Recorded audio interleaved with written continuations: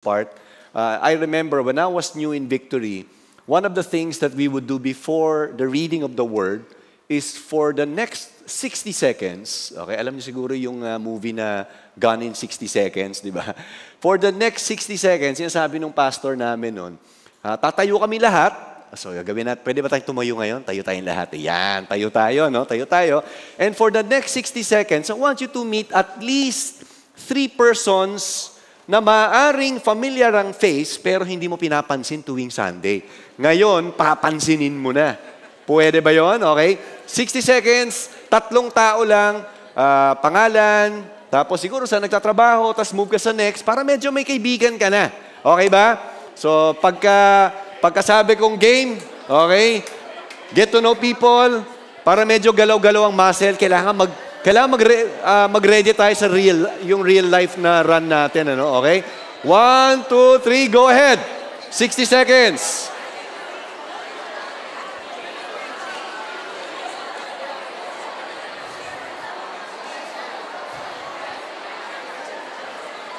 Sige, pwede kayong umalis sa pwesto nyo, walang problema. Pahaba pa oras. Galaw-galaw ng konti.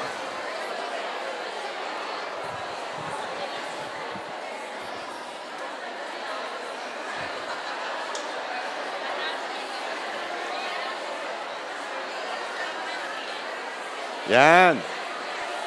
Hopefully, meron na kayong 2 nakilala. Last 20 seconds.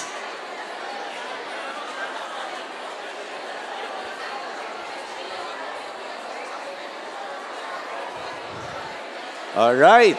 Final 7 seconds before we read the scripture. Okay, time's up. Sino sa inyo may 3 ka ng kaibigan? Yay! Sino sa inyo nangako yung kausap mo, ililibre ka ng milk tea? Meron ba? Meron ba? Ayan. Ikaw yung nangako, okay? At least, di ba? Alam mo, when I was new in Victory sa U-Belt, it made an impact to me. Kasi I realized, pwede pala kami makapagkilala. Hindi pala kailangan pasok, aalis lang. Kasi lagi ako nasa likuran dati. Naalala ko kasi gustong-gusto ko malapit ako sa exit door. But when we started doing it, na-realize ko, pwede pala. Saka nagkaroon ako ng maraming kaibigan. Kasi high school ako noon, nagkaroon ako ng mga kaibigan na college because of that. Okay ba? So, at least, safe ang cellphone mo kasi alam mo katabi mo, Christian. Di ba? All right, we're gonna read our Bibles right now. Let's open it to Psalm 78 as we continue our series, our brand new series from Mission Field to Mission Force. Okay, so we're gonna read the first 8 verses of this chapter, and this was written by Asaph. Verse 1, it says here, "Give ear, O my people, to my teaching, incline your ears to the words of my mouth. I will open my mouth in a parable. I will utter dark sayings from of old, things that we have heard and known, that our fathers have told us. We will not hide them from their children, but tell to the coming generation the glorious deeds of the Lord and His might, and the wonders that He has done. He established a testimony in Jacob and appointed a law in Israel, which He commanded our fathers to teach to their children, that the next generation might know them, the children yet unborn, and arise and tell them to their children, so that they should set their hope in God and not forget the works of God, but keep His commandments." Finally, verse 8, that they should not be like their fathers, a stubborn and rebellious generation, a generation whose heart was not steadfast, whose spirit was not faithful to God. This is the word of the Lord. Lord, we are committing this evening as we study Psalm chapter 78. Holy Spirit, speak to each one of us. Let this word bring light into our minds, into our hearts, and give us a fresh revelation of what you want us to do as a church. In Jesus' name we pray. Amen and amen. Let's all take our seats. And so, most probably a lot of us or all of us already know that this month we are celebrating 40 years, okay, our 40-year anniversary as a church, and it will culminate on June 27 and June 28. Ayun po yung ating Victory Conference. Show of hands lang. Ilan po sa inyo registered ka na sa conference? Okay? So, some of you probably day 1, day 2. Yung 28 kasi natin, close na po. I think, meron pa ba yung day 1? Yung day 1, meron pa po tayong mga allotted seats. May mga free pa po. Hindi po free. Okay, siyempre, babayaran po ninyo yon. Pero, kung hindi pa po kayo register, inaanyayahan namin kayo. We hope that you would make time for this. I think this begins at 6 p.m. At lahat po yan sa SM MOA Arena, no? Kung saan din gaganapin yung ating real life na run. So, we hope that you could register tonight bago tayo umuwi after the service, no? And celebrate with us 40 years of God's faithfulness. I realize, as we started a church, and probably a lot of you are probably new in Victory, no?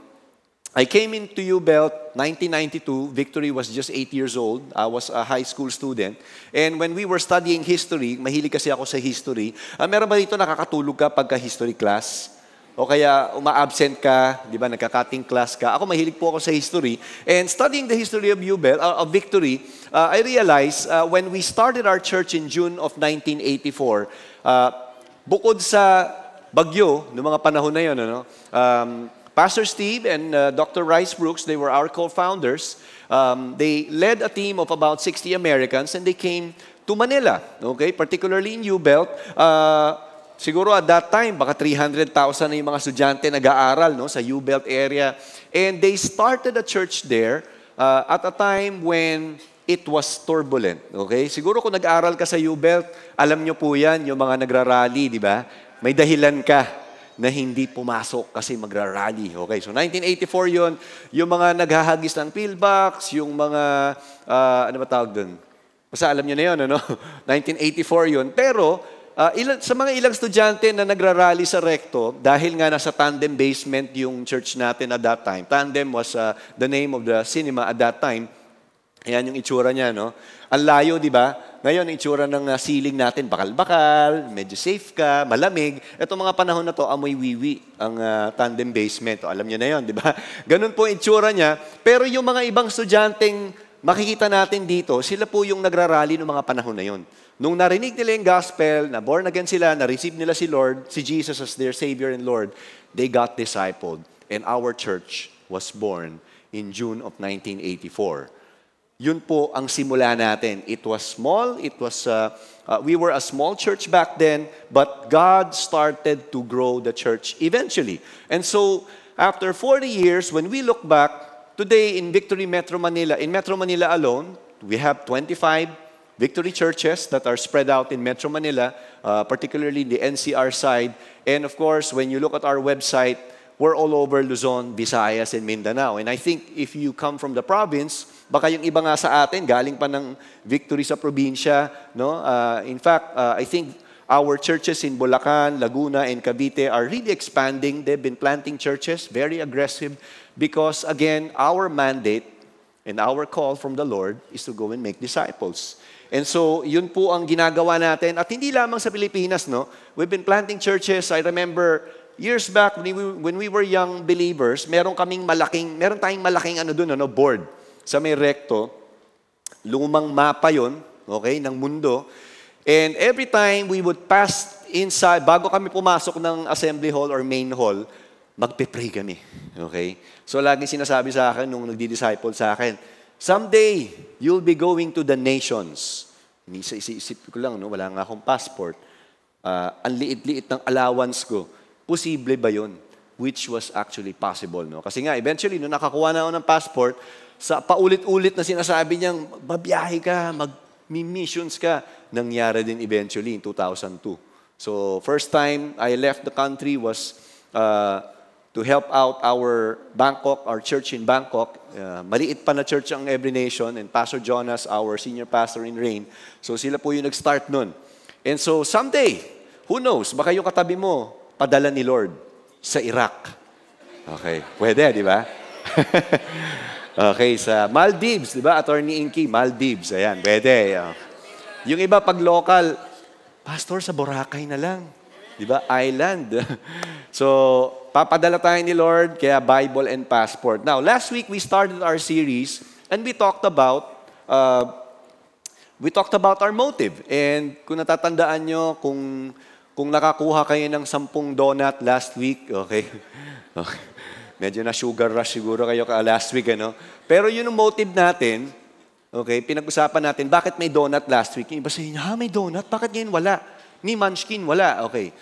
May dahilan po kung bakit tayo nagpa-donut last week, okay? Kasi doon po sa Dunkin' Donuts, sa tapat po nung recto, kung saan yung church natin at that time, doon po sa tissue, sinulat ni Pastor Steve yung unang actually, hindi pa statement, but basically, the motive of why we are starting a church. We exist to honor God. And there were 2 important statements that I shared to you last week. Parang balik tanaw lang tayo, no? Our ultimate motivation is God's honor. And we want to praise His greatness. Okay? So yun po yung unang-unang motive natin. Pangalawa, our ultimate motive motivation is to honor God and declare His mighty acts that include the future generation. Okay? So lagi nating in mind, lagi nating kasama at lagi nating iniisip, kasama dapat ang mga bata dito. Okay? May katabi ka bang mukhang bata? O ikaw yung bata? Ako po yun, Pastor. Bata pa po ako, 50 years old. Batang-bata, di ba? Pwede, di ba? Tonight, we're gonna talk about our mandate. What is God calling us to do as a church? Ano ba ang calling natin as a church? Ano ba ginagawa natin? So nabasa natin yung Psalm 78. Psalm 78 was written by Asaph. He was a contemporary of King David, and he was considered as a worship leader during that time. So sinulat niya yung Psalm 78, and he also wrote Psalm chapters 50 and 73 through 83. This chapter in particular is described as a wisdom psalm because Asaph wrote this with the idea that the younger generation would be able to learn from the older generation kasi marami siyang dinescribe dito about the history of Israel when they left Egypt and how they experienced the ups and downs when they were wandering in the wilderness. So maya-mayang konti, i-unpack natin yan.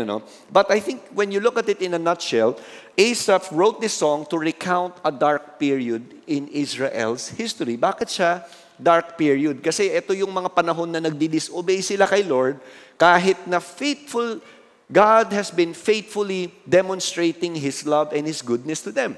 Okay? So, there are basically 2 major reminders that we, as God's people, are called to do. Ito yung gusto nating pag-usapan.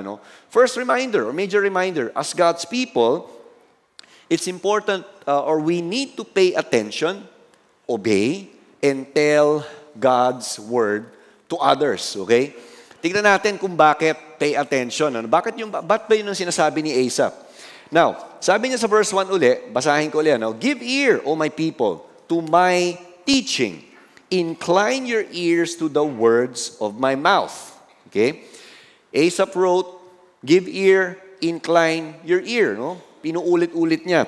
You see, in the Bible, when there's a word or a phrase that's being repeated, often it is used as a poetic device to emphasize a very important point or lesson for his hearers or his audience. Okay, yung original audience niya. Now, in today's information age and the social media, alam natin, giving your attention into something is kind of challenging. Tama ba? Meron ka bang kausap, minsan, 3 cellphone, may tablet pa, tas may laptop pa, tas pag kinakausap mo kung saan nakatingin, nakaka-relate ba kayo? O, ikaw yun. Pastor, ako yun. Di ba? Di ba? Mahirap po sa panahon natin to try to catch the attention of people. Social media alone has made it more difficult for people to have a longer attention span. No wonder, if you notice, in some websites, pagka nag-click ka, lalo na yung mga news media sites, may nakalagay dyan sa baba nung headline, 2-minute read. Bakit ganun? Kasi para kahit papano, alam nung reader, maiksi lang to. Although yung 2 minutes, mahaba yan, di ba, Arik? Mahaba ang 2-minute read eh. So yung iba sa inyo, hindi nyo kaya ang 2 minutes. Kaya nyo 2 seconds. Naku, 2 seconds. Ano ba talaga ang balita? Nanalo ba talaga ang Dallas? O sino nga ba kalaban nila? Boston, yun. Nanalo ba talaga ang Boston? Qualified pa ba ang Lakers? Matagal na pong eliminated kung huli na kayo sa balita. So, yung iba kasi, sobrang short ng attention span, ay hindi na sila makasunod. Yun po yung challenge sa information age. But Asaph had to repeat by saying, give ear, pay attention, or incline your ear, because there is something very important that he wanted to communicate to that current generation. Okay? While not everything that we read in the social media accounts or social media sites are necessarily bad, hindi naman lahat hindi maganda, but we are called to give ear, we're called to incline our ears, meaning we need to stop what we're doing and pay attention to what the Bible is telling us. Okay? So ano ba yun? You see, as human beings, we all have a tendency to ignore what God could be telling us. Sa dami ng binabasa natin, pinapanood nating mga video contents, minsan nagkakahalo-halo na. Nalilito na tayo, si Lord ba talaga to? Or si yung Korean na favorite na Korean actor or actress natin, di ba? You see, when our fallen nature kicks in, kahit Kristiyano na tayo, minsan nai-ignore natin yung boses ng Panginoon. Nakaka-relate ba kayo? Paminsan-minsan, di ba, pag nag-i-speak si Lord, parang hindi natin agad napapakinggan ang boses ni Lord. Ano? Yet, when you look at Psalm 78, Asaph enumerated supernatural wonders that God did to the Israelites. Ano ba to? Pag binasa natin tong mahabang chapter na to, Asaph talked about how God delivered them from slavery in Egypt. And then, when they were somehow trapped in the desert, God told Moses to stretch his staff towards the Red Sea. Ano nangyari sa Red Sea? Nag-divide, di ba? Tapos, nakakross sila ng Red Sea, and from there, when God brought the Red Sea back into its natural course, the entire Egyptian army were wiped out. They were all killed in that instance. And when they were continually traveling through the desert and naubos na yung supply ng pagkain nila at tubig, anong ginawa ni Lord? God provided food. God provided manna. God provided water, okay, yung original na mineral water, no, sa mga bato. Di ba? Sabi lang ni God kay Moses, just strike the rock and water will gush out. And yet, despite the provision, the supernatural miracles that they saw right before their eyes, the Israelites chose to rebel. The Israelites chose to ignore. And consider this. It is possible for someone who experienced God's goodness, okay, God's faithfulness, even probably God's miracle, you got healed, or maybe you were neck deep in debt and yet God provided a way out. Posible pala, no? Makaranas ka ng goodness ni Lord, miracle ni Lord, and yet ignore Him later on and try to veer away from the center of God's will. Kapag naging convenient na lahat, okay, yung nagiging masaya na ang buhay, 10 na kotse ko, ganda na ng bahay ko, pwede pala, no? Parang ganito yung nangyari. Pinakita na ni God yung goodness niya, naranasan na nila, and then suddenly, siguro naging komportable sila, they started ignoring the voice of God.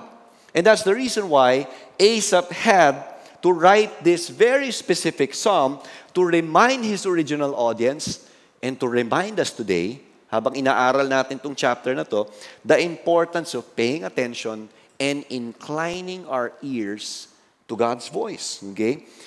Not merely to warn them of the mistakes that the older generation committed, but at the same time, be reminded that God is a faithful God. You see, ang problem, Psalm 78 verse 32, in spite of all this, ito yung response ng mga Israelites. They kept on sinning in spite of His wonders. They did not believe. Wow.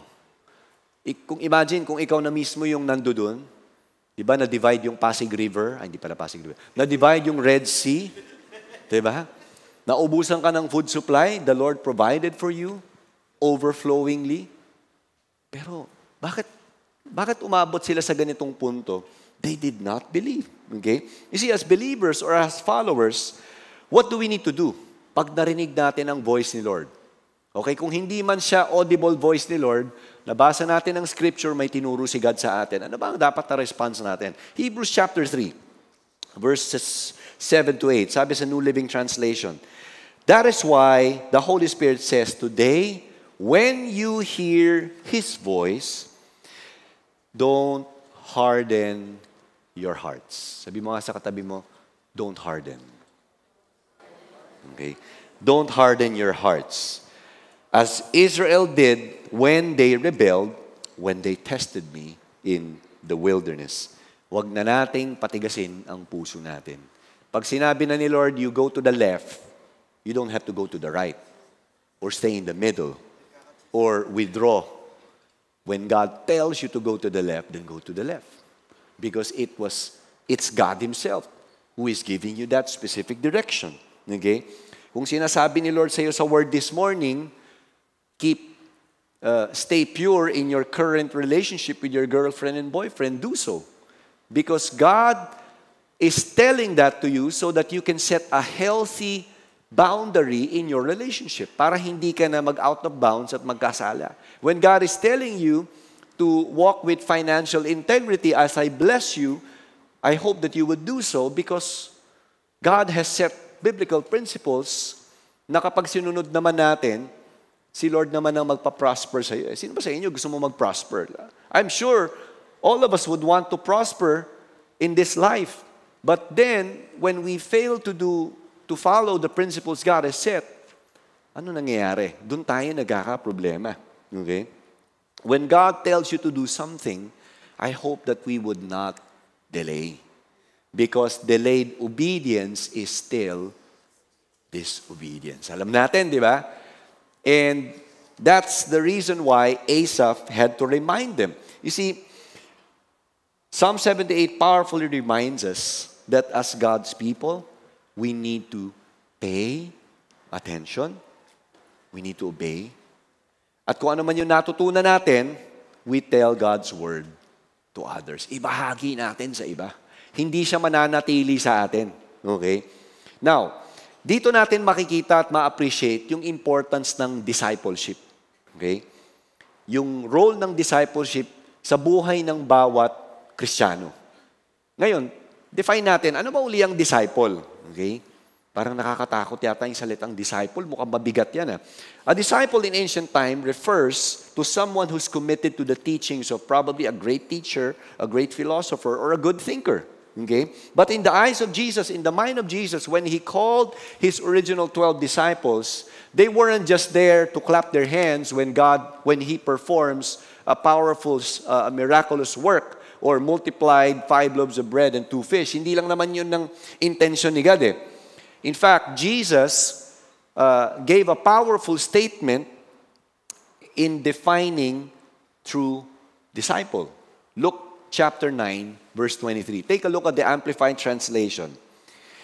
He was saying to them all, if anyone wishes to follow me as my disciple. Now, sino sa inyo, you consider yourself a disciple of Jesus? Okay, taas mo kamay mo. Sige lang, taas mo kamay mo. Okay, mga 80%. Yung iba sa inyo, ang prayer ko, maging disciple kayo after na tong message. No? Pero to sabi niya, sabi ni Jesus to, hindi ko to sinabi. Sabi niya, He must, what? Deny Himself. Set aside selfish interests. And take up His cross daily, expressing a willingness to endure whatever may come, and then follow me. Believing in me, conforming to my example in living, and if need be, suffering or perhaps dying because of faith in me. You see, discipleship, as Jesus would define it, demands complete and an all-out obedience to Him. No wonder in John chapter 6, pag binasa natin yung napakahabang chapter na to, that story started with a great crowd, but unti-unti, naubos yung sumusunod kay Jesus. Because Jesus demanded complete obedience. You would probably heard in previous preaching that lordship, if you put it in a 365-day calendar, it's not 364 days. It's 365 days of following Him. It's 365 days of all-out commitment to the Lord.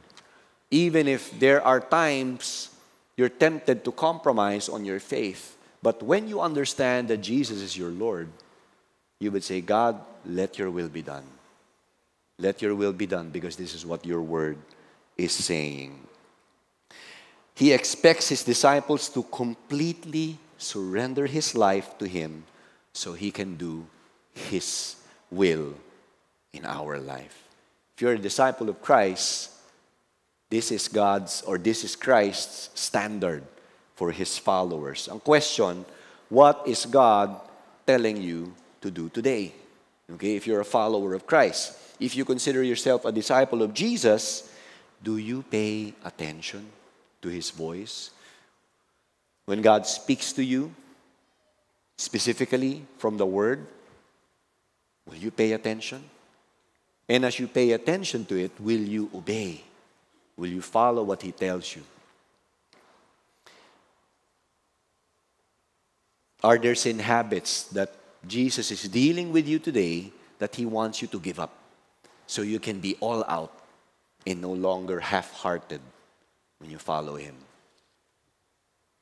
See, as God's people, we need to pay attention, obey, and then tell others about the Word of God. Ano ba pinapakinggan natin kadalasan? Saan ba yung source? Sa TikTok ba? Instagram? Mga binabasa natin sa sites, website, Netflix ba? Okay? Si Aesop, he mentioned the parables and the dark sayings from of old. Okay? And if you fast forward to the New Testament, when Jesus had his 3-year ministry, he would oftentimes share parables to the crowd. Okay? Ano ba yung parable? Okay? Parables point people to the kingdom of God or to morality and specific spiritual lessons of truth. And Jesus would normally use everyday life, analogies. Ano ba yung mga popular parables ni Jesus? The parable of the lost coin, parable of the lost sheep, parable of the lost son. And there are several other parables that you can read in the different accounts of the gospel, and they all point to a very important spiritual truth that Jesus wanted his disciples and the people, the hearers, to understand. Okay?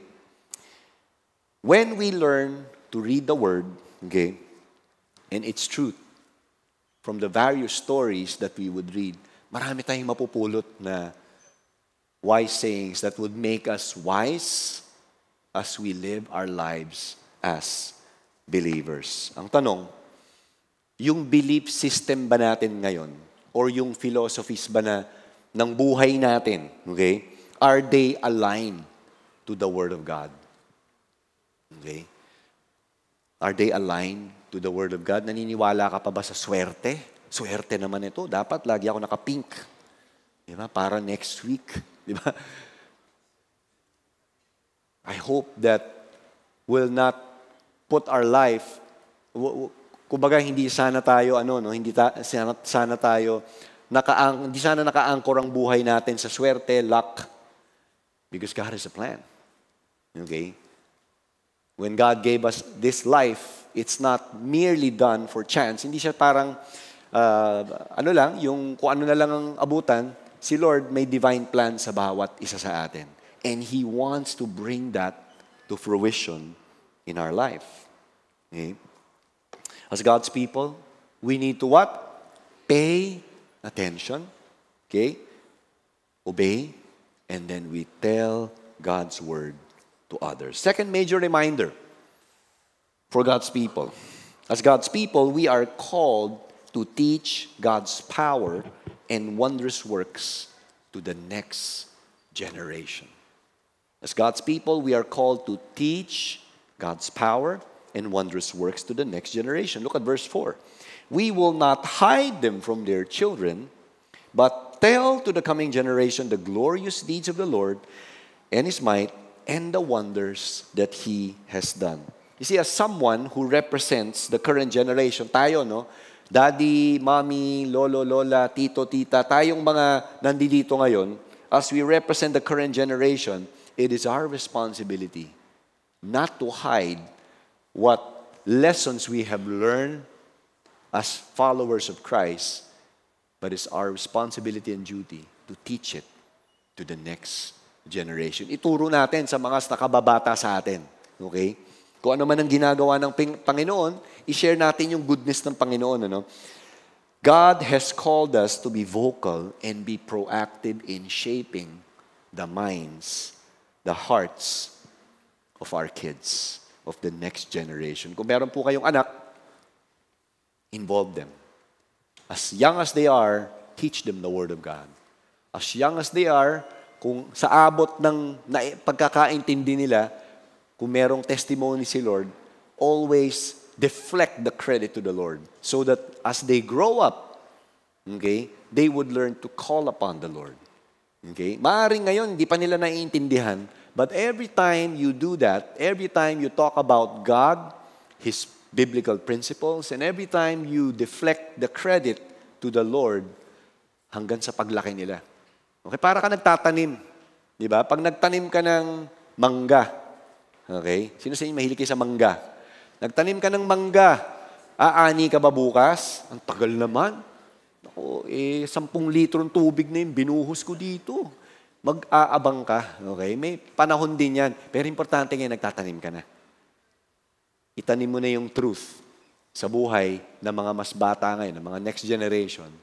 And darating yung panahon, okay, we would see the reaping will come. Now, si Asaph, he wanted to make sure the next generation will know the praiseworthy deeds of God. And he wanted to make sure the next generation not merely know the bad things that, the previous generation committed, but more than anything else, Asaph wanted them to learn that God remains faithful despite their stubborn hearts. Tapat pa rin ang Panginoon sa buhay nila. You see, the older generation of Israelites, they grumbled, they complained before God, okay, and they demanded fruit from the Lord. But, kung makikita natin, God graciously demonstrated that He is the source of every provision, which we can read in Psalm 78, verses 23 to 29. God also disciplined His people during those times that they were stubborn, they would complain before the Lord. Anong ginawa ni Lord? God disciplined His people, but time and time again, He demonstrated His compassion. Nakaka-relate po ba kayo? Yung paminsan, matigas ang ulo natin, pero si Lord, patuloy pa rin siyang nagpapakilala sa'yo. Patuloy ka pa rin niyang dinodraw palapit sa Kanya. Okay? Nakaka-relate tayo, di ba? Kasi ito po yung lesson na gustong mapulot natin. God delivered them with outstretched arms amid their stubbornness, and He brought them eventually to the promised land. Makikita natin yan sa verse 34 to 39. We see the powerful work of God in the lives of His people. In these lengthy passages that I would strongly suggest you would go back home later and read it, the Lord demonstrated His praiseworthy deeds, His power, and His wonder. Kaya kung hindi na tayo magtataka, si Asaph, he can't help but tell the current generation, give ear, incline your ear, listen. Okay? Let's pay attention.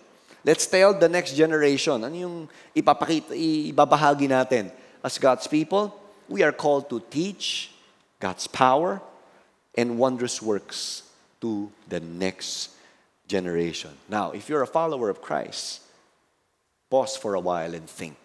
Okay? Pause tayo. Ano ba? What has God done in your life? Or ano ba yung ginagawa ni God ngayon sa buhay mo?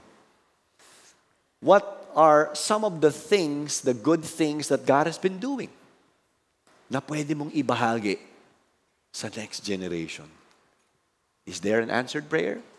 Is there a miracle that God performed in your life today?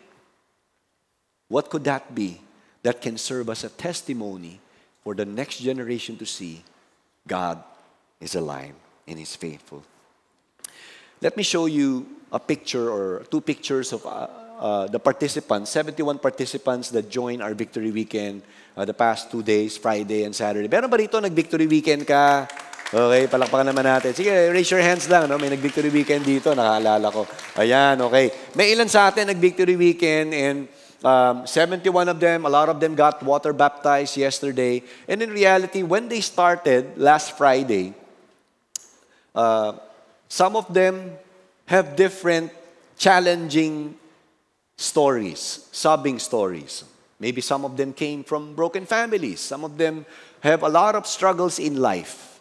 But you know what? The great thing about this Victory Weekend, where our whole intention is to strengthen one's spiritual foundation and have that clear understanding that the finished work of Christ on the cross is enough.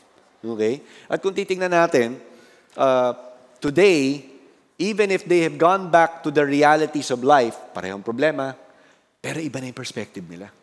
Why? Kasi alam nila na yung victory na meron nila, hindi galing sa sariling kayo, hindi, galing kay Lord. Now, they simply have to appropriate the victory of Jesus into their lives. And we praise God because someone, at some point in their life, someone shared the gospel to them. Someone shared the good news to them, kaya nila nakilala si Lord. And kung tayo Kristiyano, God is calling us to do the same thing. Tell the great works of God, His praiseworthy deeds, to the next generation. 2 Corinthians 5, verse 17. Diba sabi rito, if anyone is in Christ, he is a new creation. The old has passed away, behold, the new has come. This is what God has done to us if we know that we have followed Him and we've been following Him. God is making things new. Now, what is the gospel again? Again, I've shared this a few times, but let me share this again. And this was a definition that our co-founder, Victory co-founder, and Every Nation co-founder, si Dr. Rice Brooks, this was how he defined the gospel.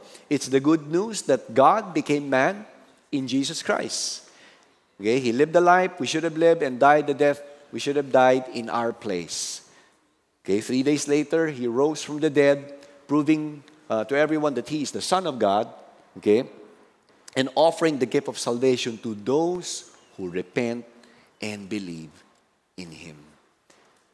Again, if you follow Christ, you have a story to share. Ano ba ang ginagawa ng Panginoon sa'yo? Ano ba yung mga pagbabagong dinudulot niya o ginagawa niya sa buhay mo na pwede mong ibahagi sa iba? Sino ang pwedeng makinabang dun? Our family members. Yung mga close friends natin. Yung mga kasama natin sa opisina. Yung classmate mo. Iba na nangungopya sa'yo dati. Nung hindi ka pa Kristiyano. Ito yung mga taong pwede nating sharean. For them to know what has God been doing in your life. So that they would know Christ. Because now you are a new creation. It's time for you to share it to others. As God's people, we are called to teach, okay, God's power and wondrous works to the next generation. Now, part of this discussion, okay, pwede mong balikan yung tatlong nakilala mo kanina. And let me share to you 2 questions, that we're gonna discuss for the next 12 minutes. Okay? So, hindi pa tayo tapos sa service natin. 2 tanong. Okay? Why is it important for us to be discipled? Okay? And who is discipling you at this season? Pwede mong balikan yung tatlong nakilala mo, o kung gusto mo 4, tapos i-share mo lang yung sagot. Okay ba? So, okay, you could rearrange your chairs, and our Victory Group leaders would be there to help facilitate this discussion. Okay? So, I would encourage everyone to have a group and share your answer before we close our service. Okay? Sige lang, rearrange your chairs and start discussing.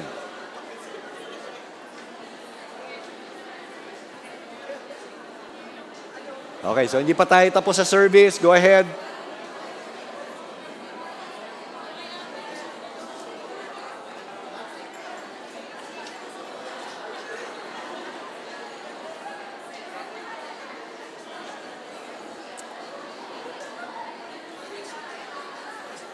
$12 minutes. Just 2 questions.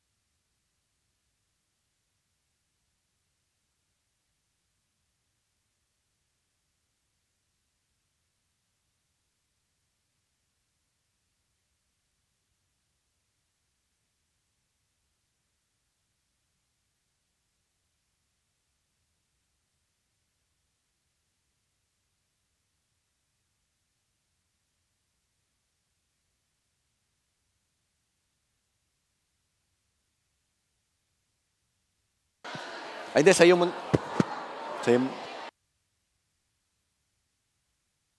sa'yo mo na lang ipatay.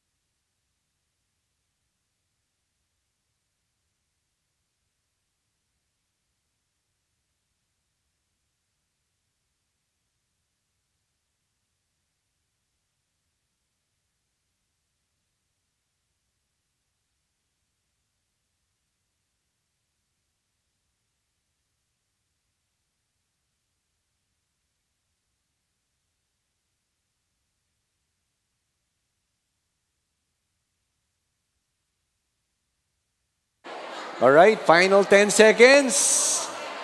Pwede kayong mag-picture kung gusto nyo. Bago tayo mag-close.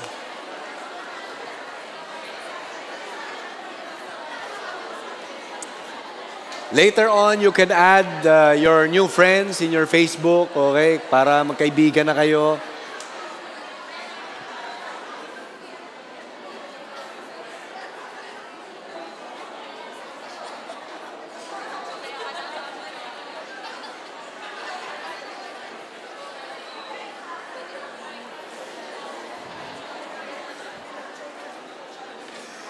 Ayos. Why don't we stand as we're about to close our service? So I hope that we all are not just able to share, pero ang mahalaga dito, meron na tayo mga bagong kaibigan sa church. Okay? So kung wala ka pang victory group, this is a great opportunity for you to be connected to someone. And syempre, ang prayer naman nating lahat. Sino sa inyo ang prayer mo mag-grow ka this year? Okay? We still have 6 months to go for the year. And our prayer is that all of us would be part of a victory group. You'll not just get connected, but you grow spiritually. Someone who can speak into your life, someone who can pray with you, and help you grow in your journey with the Lord. And hindi lang yun, as you grow in your personal walk with the Lord, syempre, gagamitin ka ni Lord, okay? Sabi mo sa katabi mo, the Lord wants to use you. Yan. Okay? So habang dinidisciple ka, ikaw din magdi-disciple ng iba. And so next week, okay, ang prayer natin, next week, as you engage with someone, this week may kakausapin ka, you could invite maybe your friend, a family member, kasi ang dami pa natin bakanting upuan. Okay? So ang prayer natin, mapuno ang 6 p.m. natin ng mga taong hindi pa nakakilala kay Lord. Ma-invite natin or maybe ma-invite mo sa isang small group meeting. Okay? Amen ba? Why don't we close our service? Thank you, Lord, for speaking to each one of us. And we pray, Father, that as we have gained new friends in this church community, we pray that we would all grow together, Lord Jesus, as we study God's Word, as we hold one another accountable, as we learn to pray for each other and minister to each other.